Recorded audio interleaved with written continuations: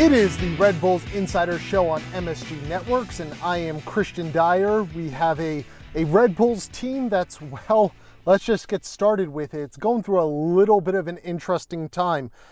Coming off a Saturday performance against the Montreal Impact that I think, to be kind, we would say is lackluster.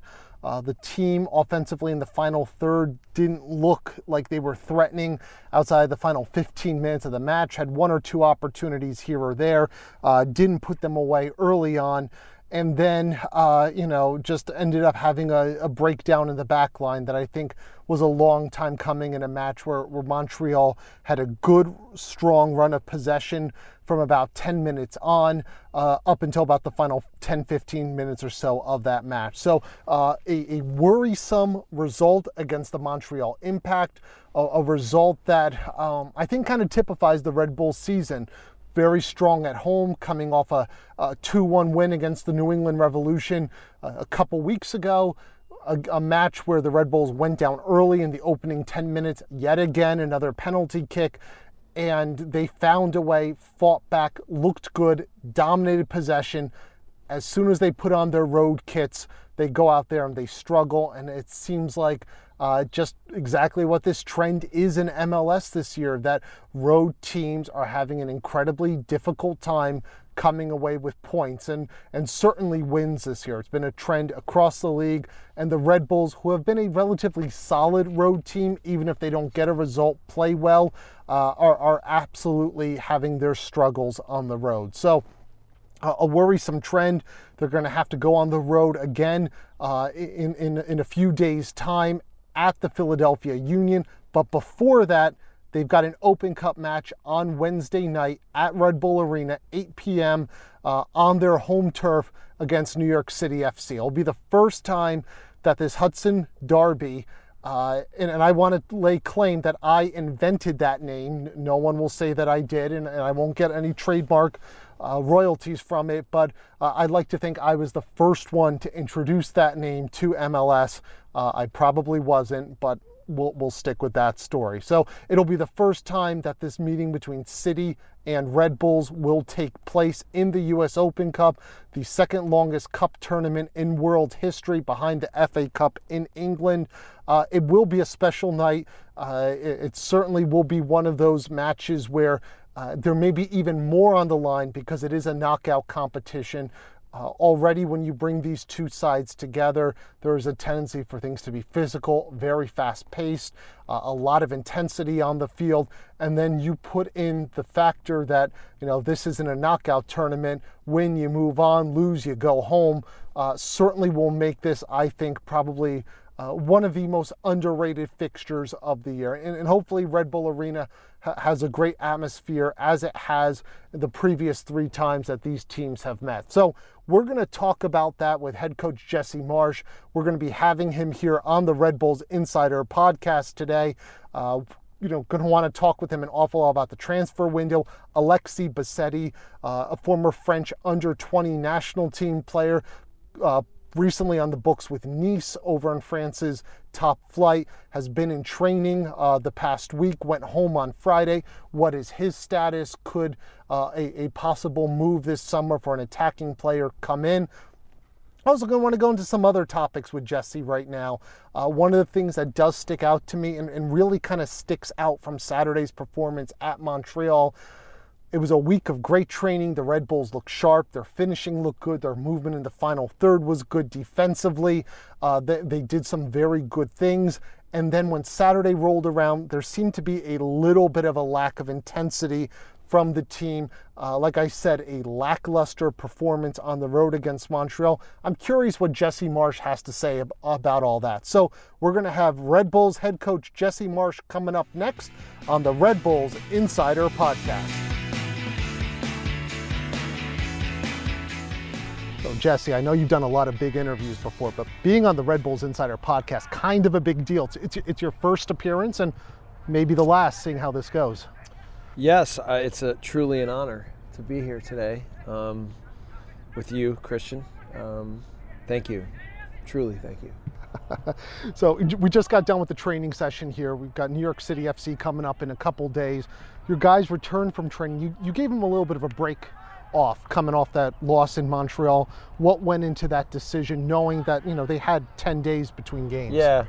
So we always try to look at the schedule in kind of like 2 and 3 month chunks, and then try to find times that we think we can carve out breaks for guys. And then there's some flexibility in there in terms of the scheduling. But when we looked at the schedule a few months ago, we felt like, all right, this would be a really good time for a break, considering we've kind of been at it one weekend after another. And mentally it's always good. And given the way that Montreal game went, I think, it leaves us still looking for answers on the road. But I thought the way the guys reinserted themselves into training today was great. Actually, one of our best training sessions of the year. And so I think the mental break meant that they're recharged and ready to push again. So Wednesday you have the Open Cup, 4th round against City FC. Then you have a quick turnaround for the weekend with Philadelphia. There's going to be a lot of squad depth that's going to be tested during this next week and a half or so. How do you balance a Wednesday match that may be the highest profile Open Cup match in franchise history, and one that I think the fan base is teeming to want to win? Yeah, no, we're going to take that very seriously. We're going to put a really good team on the field. We feel like because we play on Sunday that we have enough time to regenerate and go again if we needed to go with the same group. Now, that being said, Amir will be returning the day of the tournament from Panama, or the day of the game from Panama. And then Kamar, I don't think will be back quite yet. We're still evaluating that and seeing how we can work on that timing. But so there will be some rotation, how we get through to Sunday. But and then we'll maybe look at a few different combinations of things in different spots on the field. But we'll put a really good team on the field for sure. We have every year here. We've taken the Open Cup very seriously. We've come up too short. Hopefully this year we can, take one game at a time, but we know how important this New York City game is to our organization and to our fan base, so we'll be ready. Did you roll your eyes a little bit when the schedule comes out? A lot of MLS teams are playing USL side, NASL side, PDL clubs. DC is playing like a pub league team or something, right? Yeah. You know that they're going to have to match up some MLS teams, and I think in 2015 we had such a favorable draw. If we would have gotten through Philly, we would have had everything on our terms. So you can't complain too much. You just gotta, whatever the draw is, you gotta be up for it. At least we're at home instead of even playing at like Hofstra or something like that, which is what New York City has had to do in the past.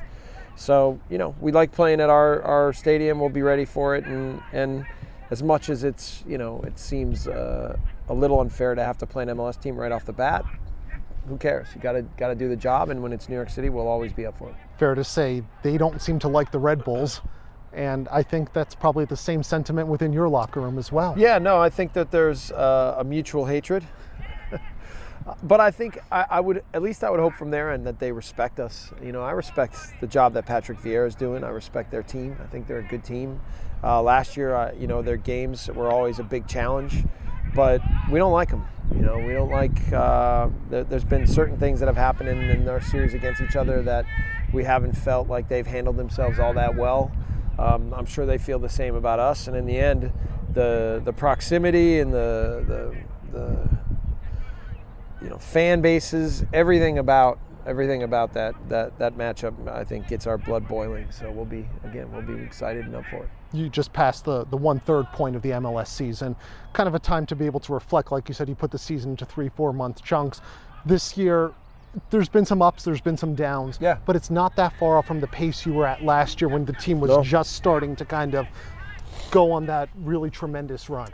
So I think 2 years ago we had 20 points at this point. And I think 3 years ago we had 21, and last year I think we had 21 points, or maybe it's vice versa. Now we have 20. So we're right where we've been. The issue is we're not quite playing as well. We're not commanding games quite as well as we did. And there's not momentum. I mean, the first year we had that little, when Matt Miazga went away to the 20s, we struggled for 4 straight games. And then obviously last year we had the tough start. This year it's just not been quite as good as we'd like. So we have work to do. We're aware of that. We're going with a lot of young players. So we're prepared for some ups and downs and some bumps in the road. And the key is that we keep focused on improving every day and grinding out days, grinding out games, grinding out results, and getting ourselves now ramped up so that more and more we get to be the team that we want to be. So, so far I'd give us a very average grade on this year, and I'm not happy with where we're at, but that's the way it goes. And you can't back down, you can't be overly upset. You just have to now look at things carefully and find ways to improve, find ways to challenge the group, and then move forward together. So that's even, getting back into it today. We had a long meeting and video, and now it was on the field. I thought a really good session where guys were committed and competing hard, and I think everybody knows that we've got work to do. So we're not afraid of that, and we'll commit to it. I've watched training the past few weeks. It does seem a little bit more intense. Guys are really fighting, kind of scrapping with each other. Is there a little bit of a disconnect between what you see in training and sometimes the match performances? Yeah, well, that was a little bit of the discussion from some of the guys today, is they felt like the competitive will in training is higher than in games. And, sometimes that can be a good thing for a team, but you have to make sure that come game day that guys really lay it on the line. And, I thought the New England game was a big step in that direction after we went down, that we just really stayed after that game in a really big way and wound up coming away with the result. But the Montreal game felt like a step backwards because we just felt like we gave the game away a little bit, that it was ours to take. We've had a lot of games like that. I feel like we've given them away more than it's been taken from us. So the key is to now make teams earn things, and for us to capitalize on situations where we have, spells of the game or advantages, and we're not quite there yet. We're not scoring enough goals. We're not quite dangerous enough, and it puts more pressure on our team, and then it means that our defense is liable to give something up. So, listen, we're we're still pushing hard to look for answers, but at the same time, it's not necessarily about answers and more about like making sure that we just get better every day. With the news that Frederick Gulbransson's heading back to Salzburg, are you going to abandon the 4-2-2? I may have missed a 2 in there somewhere. But. No, I mean, I still think that Gonzalo, I think Derek Etienne can feed into the second striker. Sasha can at times, Mike Grella can. So there's enough guys who can fill in, and when we want to do things tactically a certain way. We're also looking to add another, attacking player, a guy that we think can come in and be an impact guy. I'm sorry, I missed his name was? Yeah, well, I don't know yet. So we've got a few that we're looking at, but we're working hard and know that we need to add one more big piece. And then we're looking for a center back, which you and I have talked about enough in the past couple months. So hopefully we can find a way in this transfer window to make a couple big additions to help our team. Big name, Alexei Baselli was here. Is there a decision on where he's at? He certainly fits kind of the need as an attacking player. He can play up top, he can play out wide. Yeah, I mean, we thought he did okay when he was here. We're kind of having that on hold a little bit just to see what else we can get our hands on out there. There's a possibility we thought he did okay, but I think we've got a good group of guys, but I think we need to bring in some difference makers. So I think that's kind of where we're at. Difference maker will get fans excited then. Is this potentially a bigger name? I mean, we've had the Thierry Henrys and Tim Cahill's here. That may not necessarily fit the mold and the model of this team. No, it'll be a guy that is younger and fits the way we play. But listen, and we're hopeful for that. I mean, it's always, you learn that bad decisions are sometimes worse than no decision. So, I mean, Dennis is working hard, and the club's working hard to try to find solutions from a player pool perspective to make us stronger. That being said, we also feel really strongly about how Vincent Bezecourt and Florian Vallot have done. So we've got to think about how they fit into the future of what's going on here too. So we have a little bit more flexibility from an international perspective. We have some money to spend. We have roster spots. So we'll have to make some additions, and we'll just try to calculate what those are and how to do it in a way that best sets up our team to make a real strong push at the end of the year. Bezecourt, Vallot, 2 really exciting guys with the USL team. Do you see them? They could have been possibilities if there was a different Open Cup draw. Certainly, I would think. Maybe Champions League. Would you maybe try to blend them into the? Yeah, the well, I roster think then? if we didn't draw New York City, I think we would have had a little bit of a different approach to what this Open Cup would be. Yeah, they're exciting players. Yeah, and yeah, believe me, we every day in the office we talk about how they're doing. We watch those guys in games. We watch they're in training a lot with the first team. We can't help but notice that they're good players and that they're doing well for us. So, it's they have to. We've kind of forced them to have to be a little bit patient, but we still are monitoring them carefully and believe in them strongly. So, at some point, we've got to just take a leap and say, all right, it's time. And I'm not sure when that'll be. We talk about them a lot together, but they're definitely separate cases too. They provide a little bit different things, and I think if you just compare right now, Vince has probably had a better year with the USL than Flo. But we believe in both of them, and at some point here, we've got to make a bigger commitment to them. John Walnick's done a really good job with that group. He's an MLS guy, but he seems like he's patient. He's level-headed. Yeah. He doesn't overreact. He doesn't read too much into the highs, too much into the lows. No. Kind of good for a developmental coach. I think he's perfect. His demeanor, his approach, his commitment to the club, his way of teaching, and his commitment to doing things the way we want to do them here. I couldn't ask for a better guy to work with that team. It's really been a pleasure. He and I have known each other from the Chicago days, and I've always known he's such a great guy. And I think working with him and I work together every day to try to make sure that we're on top of the details of the development of the entire club and all the players here, to give everybody the best chance to really succeed and be the best that they can be, and help this club be the best. So I feel very lucky to work with John. I feel very lucky in how selfless he is to commit to helping me help this club be successful. Nothing. And listen, you could throw Ibra in that, and Vadim in that list too.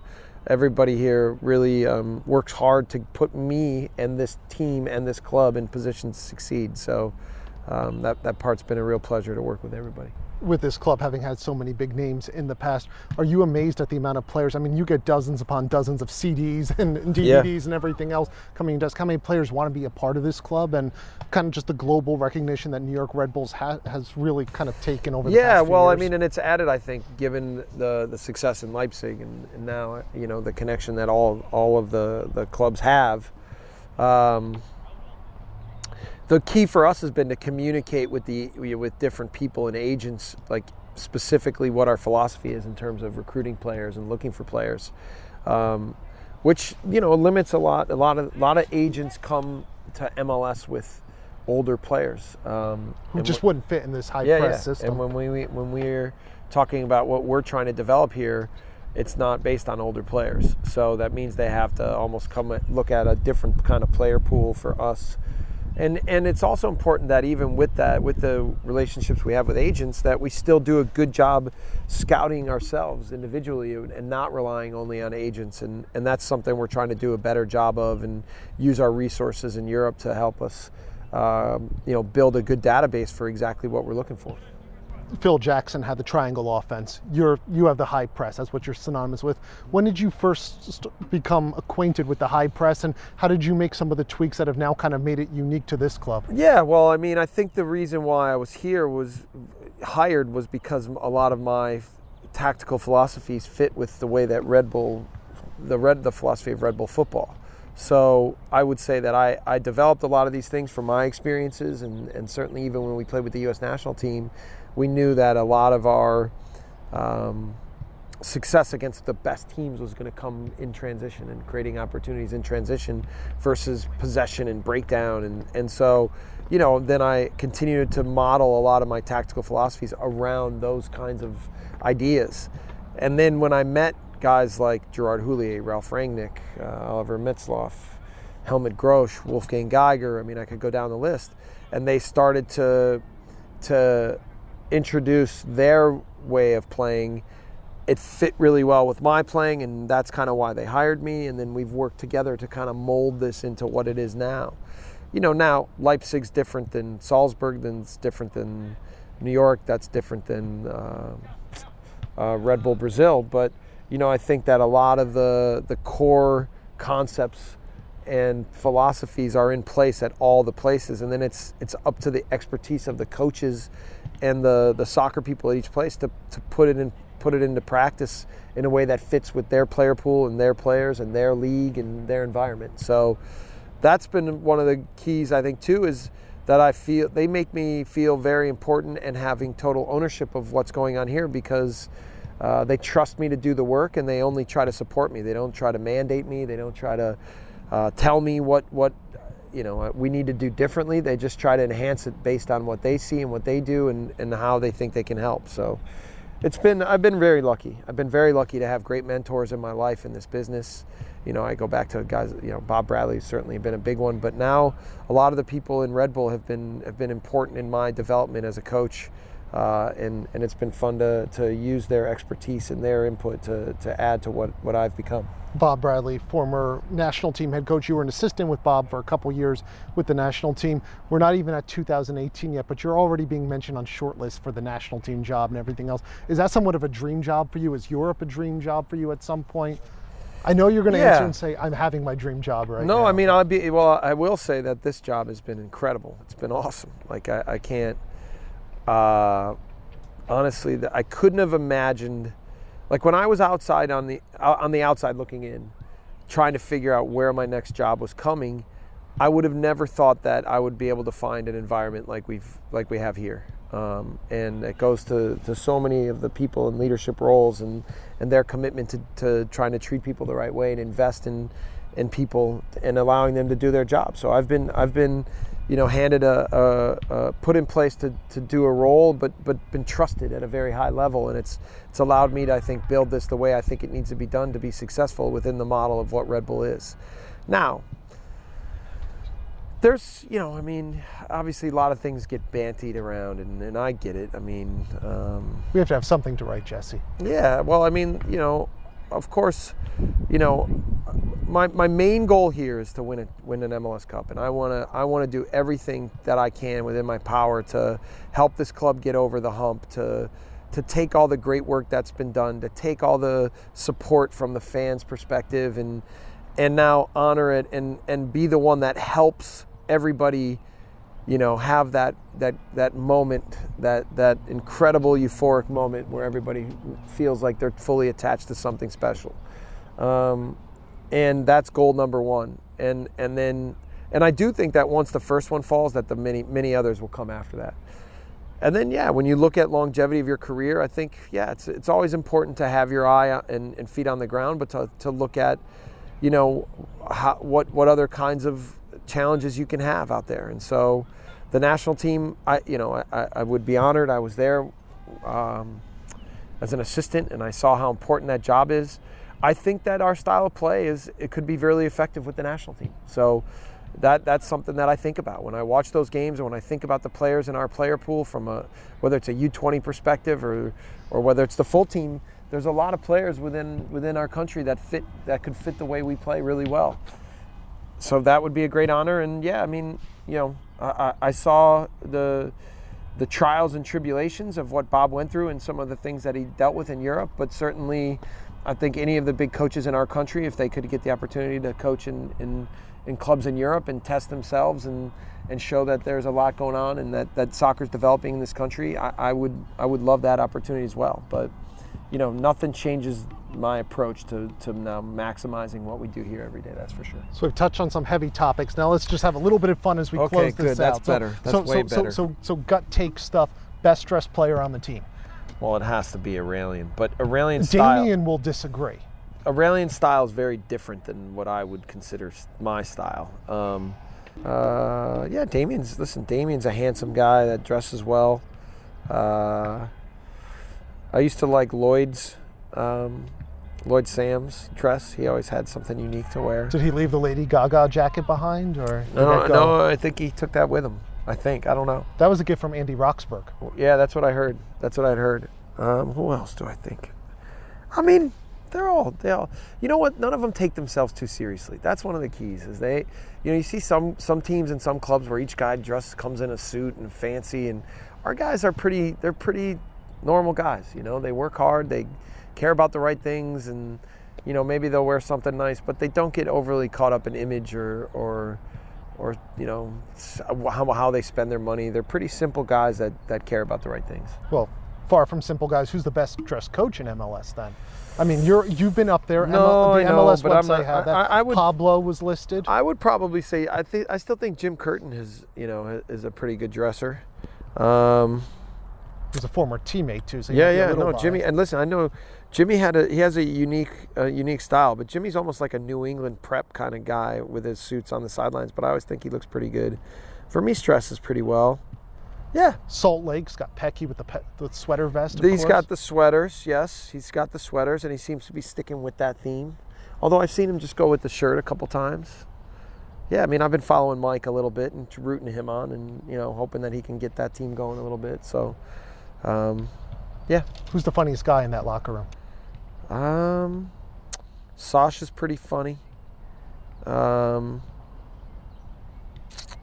mean, there's guys who are funny, then there's guys who like to laugh. I mean, Aaron Long's kind of a prankster. Because he doesn't talk to us. No, yeah? Well, Kamar has always got a lot of personality, and, lately I like in video meetings and stuff bringing up little stuff with Tyler. Like we put a lot of statistics up when we're preparing for games, and there was a statistical category where one guy in the other team was 0 for 0, and I asked Tyler what percentage that was. He got it right. He got it right, so I was proud of him. I think he will graduate from high school. I think it's his prom tonight. This week, yes. So I don't know, or tomorrow is his prom. So we'll see. Maybe we can get some Twitter or Instagram photos of how he dresses, and then we can maybe see if he makes the best dressed list. Got a cross-country trip you have to take with one member of this team, coaching staff, whatever. Who are you taking with you? Like in a car driving across the country. Not an easy question. You know what? There's a lot of factors. Hygiene, personality. Listen, it would be Chris Armas, okay? Because one of the things is Chris and I both leave our houses around like 5:45, and he drives from Long Island and I drive from Central Jersey, and we talk on the phone for like an hour as we're both driving in. So I know it's almost like he's in my car. So I know what that would be like. Out? Wouldn't you want something fresh? No, it's never played out with Chris. He's always interesting, and he's always got good things to talk about. And obviously, we're always evaluating things with the team and training. On the team, I mean, I think Chris was a good answer. Yeah, Chris is a good bit, but guys on the team that I find interesting. I think Grella's an interesting guy. I often say he's difficult for me to coach because he's such an artist on the field. He's got such a unique perspective, and I like Mike a lot. I like his personality. Connor Lade. Connor. I feel like Connor could be anybody's best friend. He's that kind of guy. So those are two good answers. That is. Yeah. Jesse, thanks for joining us. All right, Kristian. Thanks for having me, man. What an honor. What an honor. Privilege and a joy. Yes, absolutely. Oh boy, those were some interesting nuggets right there from Jesse Marsch. I think perhaps we can read between the lines just a little bit that Alexis Bassetti, the French trialist that was over here a few days ago, probably not in the future for the Red Bulls. He's a player with a good pedigree, but maybe in terms of fit, he does have a reputation as a bit more of a forward rather than a wide player, which they might be looking for. I think we might be able to read between the lines and say that he's not out of the picture, but there are some other options they're looking at. And I think also you got the sense from Marsch that they're closing in on a center back that they liked. I thought that was becoming very clear. Obviously, there's going to be a need for another center back. Gideon Baugh is out for the year with the knee injury he suffered last year. He was placed on season-ending injured reserve early on in the year. Will be eligible to play for the USL team, but there's going to be the need now for a center back to step in alongside Damian Peronel, Aurelian Collin, and Aaron Long. Center back issue and depth is a major concern on my part. So I think we're probably going to be hearing something in July, if not perhaps a little bit sooner, about who they've closed in on. and who they're going to sign. And, talking about transfers, talking about high-profile players coming in, I think there was a need and a recognition, and something I've been writing about for 2 years with this team. You heard Jesse Marsch say it, an impact player, a difference maker. Seems like in the final third, they've identified somebody who they feel can be that difference maker. Rewind 2 years ago, playoff loss to the Columbus Crew. Kai Kamara, Federico Higuain, difference makers on the field, carried the Crew to the MLS Cup final, which they hosted in Columbus. Those difference makers really stepped up, and the Red Bulls, a team that's built not on the individual, but on all 11 players, perhaps lacking that special little bit of a difference in the playoff series. Same thing I think can be said this last playoff series against the Montreal Impact, where the Red Bulls just didn't have a player like an Ignacio Piatti, somebody who could really stand out there and in 1v1 situations rise up and shine. The Red Bulls have some great components. They have some stars on this team, but do they have somebody who can make a Bradley Wright Phillips more prolific in crunch time, who can take some of the pressure off of a Sasha Kljestan? And asking Jesse Marsch about that, you got the sense that it wasn't going to necessarily be a big name, high profile type of player, not the Thierry Henrys, the Tim Cahills, the Rafa Marquezes that we've seen in years past come into this team midway through the year. It's certainly going to be somebody younger, a little bit more mobile, who can fit into the high press, counter press that they're utilizing, but someone with some attacking acumen who, can really kind of be, and I'm going to guess likely on the wing, who can be isolated, create, and then be able to free up space for these other players. So some interesting nuggets from Jesse Marsch, who we also learned would want to go on a road trip with assistant coach Chris Armas. I don't know. We had Chris on a couple weeks ago. He was bashing just a little bit Jersey-style pizza. I'm a Jersey guy. All respect to Long Island and New York City pizza, but Jersey pizza's where it's at. Just for that alone, Chris Armas, you're not riding shotgun with me. So that's all the time now we have for this episode of the Red Bulls Insider Podcast. Appreciate you checking in and looking forward to catching up next week.